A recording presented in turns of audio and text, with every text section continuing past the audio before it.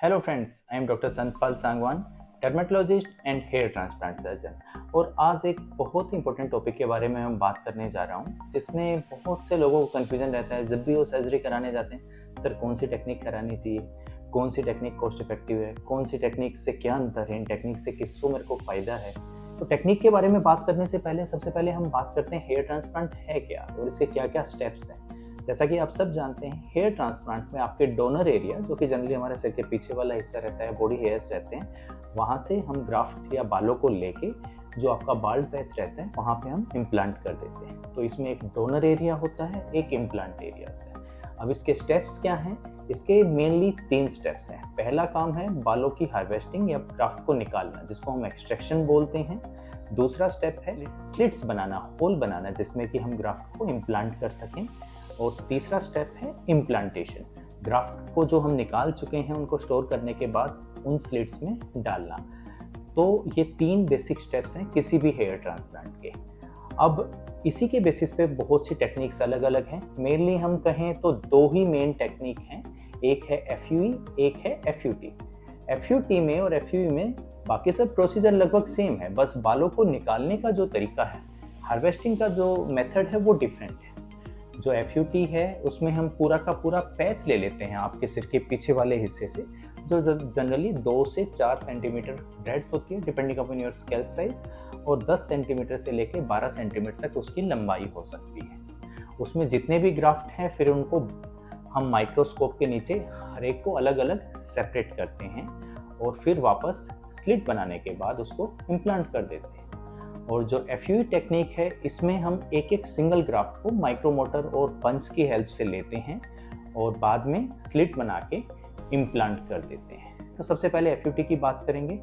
FUT में normal हम किसी भी सर्जिकल ब्लेड की हेल्प से एक लंबा सा ग्राफ्ट ले लेते हैं जो बहुत डीप नहीं होता और करीब 4 सेंटीमीटर ब्रॉड होता है। तो फिर माइक्रोस्कोप के नीचे उनको निकालने के बाद फिर स्लिट बनाई जाती हैं, जो कि जनरली नीडल या ब्लेड की हेल्प से बनाई जाती हैं।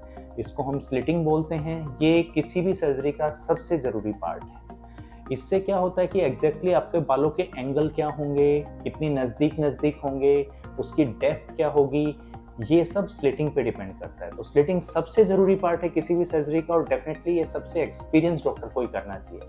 इससे रिजल्ट पे सबसे ज़्यादा इफेक्ट पड़ेगा। फिर जो ग्राफ्ट सेपरेट किए गए हैं वो भी अच्छे से सेपरेट करने चाहिए। ऐसा ना हो कि आप उसको सेपरेट करते हुए ही रूट को टच कर दें। और फिर उन ग्राफ्ट को हम जो स्लिट्स बनी होती है उसमें या तो फोर्सेप्स की हेल्प से, जिसको सिंगल फोर्सेप टेक्निक बोलते हैं, एक ग्राफ्ट को लेके डायरेक्ट इम्प्लांट करना, या डबल फोर्सेप टेक्निक, जो कि कहीं ज़्यादा बेटर है सिंगल फोर्सेप से, क्योंकि इसमें हम एक फोर्सेप से उस होल को ऐसे सेपरेट करते हैं और दूसरे से हम डाल देते हैं, या फिर इम्प्लांटर भी हम यूज कर सकते हैं।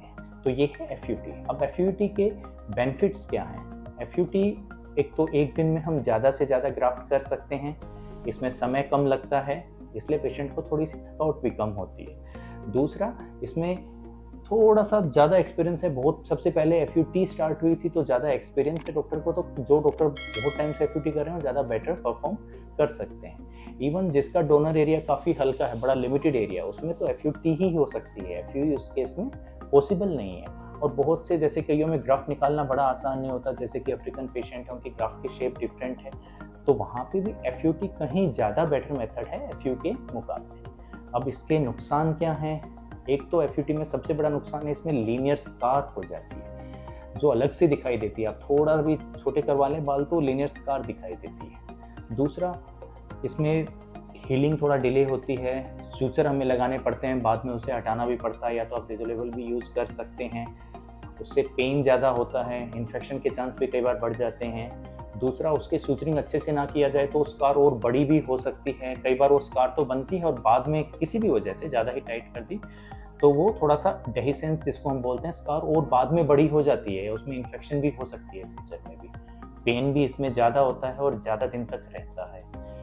एक और चीज़ होती है, कई बार कई डॉक्टर कुछ ज़्यादा ही एक्स्ट्रा ही उसको नज़दीक या टाइट कर देते हैं। इससे क्या होता है, आप इस फोटोग्राफ में देख सकते हैं कि आसपास के हिस्सों में भी ट्रैक्शन एलोपेशिया या वो जो पुल होता है उसकी वजह से भी आसपास के जो कि जिस एरिया में पहले एलोपेशिया नहीं था डोनर एरिया में, वो भी काफ़ी कम हो जाते हैं। तो ये सब इसके नुकसान हैं।